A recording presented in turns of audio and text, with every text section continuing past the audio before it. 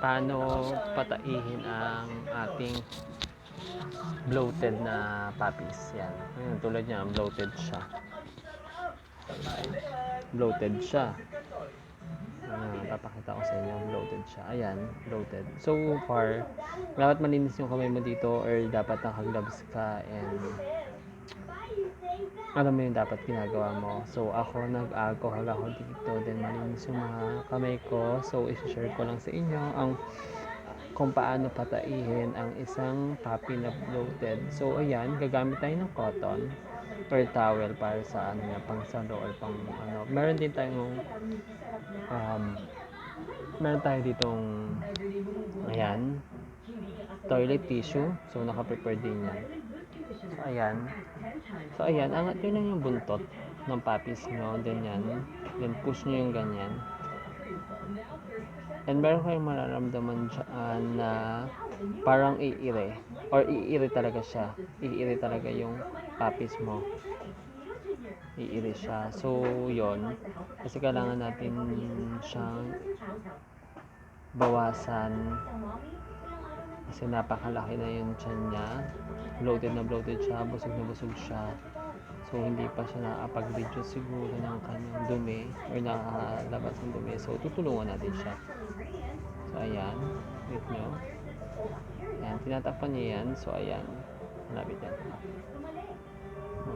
Or yung yung ano nyo, yung bulak nyo basain nyo ng warm water, pwede naman din. Sa akin kasi dry, mas okay sa akin na dry para mas na-absorb nila na ano sila. Ayan, malalaman mo yan pag may lalabas na. So basta malalamdaman mo siya sa tiyan ng puppies mo kung paano siya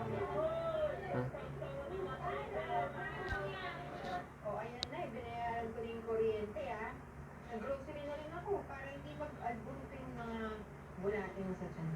Ayan. Ito lang ako doon. Pero buti na lang anak. Makabalik ka. Sawang-sawa na ako magulang na ako.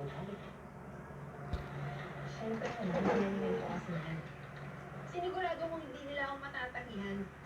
Pati nga yung birth certificate at diploma ko, pinapigay ko dun sa kakilala ko. Ayan. So, if you have a pet, kasi sayang naman kung dadalhin nyo pa sila sa veterinarian doc and para dito lang sa pag di ba? So, hindi ko naman sinasabi na parang less lang din sa inyo to. Less gastos kung kayo mismo ang magpapatay sa inyong puppy. So, ganyan lang siya.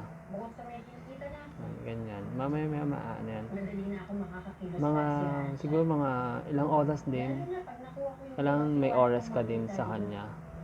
Pagtsatsagaan mo kasi hindi pwedeng hindi siya mag-poops lalo na pag floated yung kanyang tiyan. So ayan, mararamdaman mo yan. Ayan na, nag-iiri na siya. Ayan, mamaya papakita ko sa inyo. Pag may gusto ako, talagang kukunin. Ikot nyo lang siya.